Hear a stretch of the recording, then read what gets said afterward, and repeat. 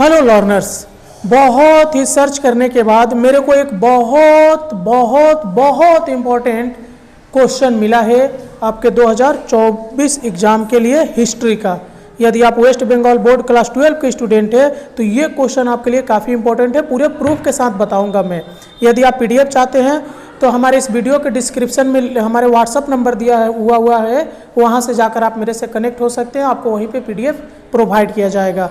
तो ये जो आज का क्वेश्चन है हमारा कि सार्क के अभ्युदय की पृष्ठभूमि की चर्चा कीजिए, इसके क्या क्या उद्देश्य थे। मैं क्यों बोला हूँ कि ये क्वेश्चन बहुत इंपॉर्टेंट है, देखिए इसका प्रूफ मैं अभी दिखा रहा हूँ। देखिए यहाँ पर आप देख पा रहे हैं कि ये क्वेश्चन 2016 में भी आया था, उसके बाद आया था 2020 में, मैंने 4 साल बाद आया है। अब बहुत चांस है कि ये क्वेश्चन 2024 के एग्जाम में भी क्या होगा, आएगा। तो ये क्वेश्चन को आपको अच्छे से लर्न कर लेना है। ओके, चलिए देख लेते हैं इस क्वेश्चन को जल्द से जल्द।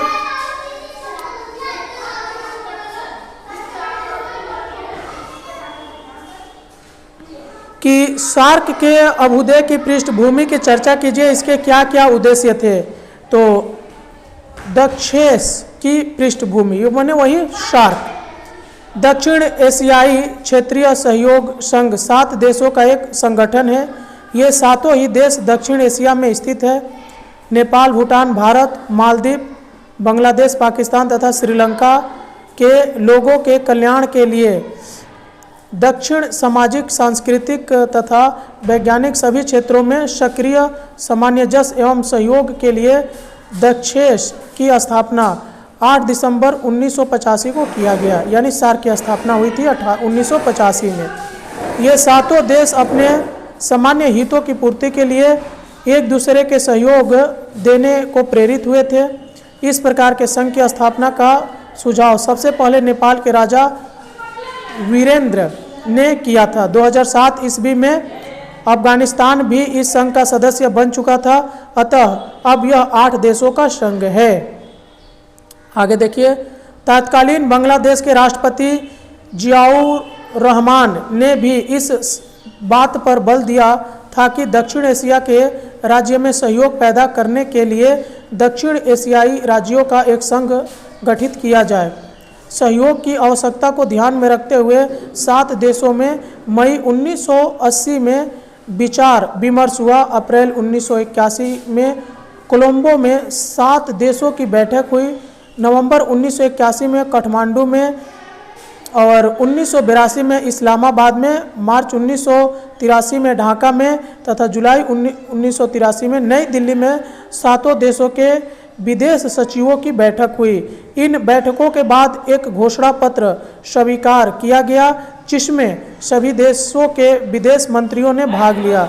विदेश मंत्रियों की बैठक अगस्त 1983 में नई दिल्ली में हुई तथा सार्क के उद्देश्यों और सिद्धांतों को निश्चित किया गया। 8 दिसंबर 1985 को ढाका में दक्षेस का गठन किया गया, यानी सार्क है ये। दिसंबर 1986 में यह निर्णय लिया गया कि दक्षेस का सचिवालय काठमांडू में होगा। फरवरी 1987 में सार्क का सचिवालय, जिसमें एक महासचिव तथा 4 निदेशक के साथ सार्क का संगठन 4 स्तरीय बनाया गया।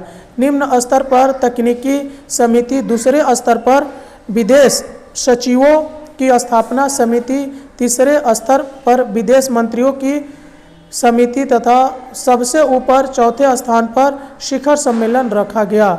सार्क के उद्देश्य, दक्षेस के चार्टर यानी संविधान के अनुसार 1 में इसके उद्देश्य को निम्नलिखित रूपों में परिभाषित किया गया है। नंबर 1, दक्षिण एशिया के लोगों के जीवन के गुणवत्ता में सुधार लाना और उनके कल्याण के लिए कार्य करना। 2 नंबर, सदस्य देशों के बीच आर्थिक, सामाजिक, सांस्कृतिक विकास को गति प्रदान करना। दक्षिण एशिया के लोगों के बीच सामूहिक आत्मनिर्भरता को बढ़ावा देते हुए उसे मजबूती प्रदान करना। 4, सदस्य देशों के बीच आपसी विश्वास तथा एक दूसरे की समस्याओं को समझने के प्रति समझ बढ़ाने का प्रयास करना चाहिए।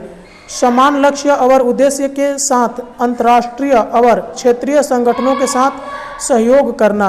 इस प्रकार सार्क का उद्देश्य सदस्य देशों के बीच सामाजिक, आर्थिक, सांस्कृतिक, तकनीकी वैज्ञानिक क्षेत्रों में सहयोग को बढ़ावा देते हुए उन्हें आत्मनिर्भर बनाया गया। तो आपने देख लिया, एक बहुत ही इम्पोर्टेंट प्रश्न है, आप इसे अच्छे से लर्न कर लीजिएगा। मिलते हैं किसी और वीडियो में, तब तक के लिए जय हिंद।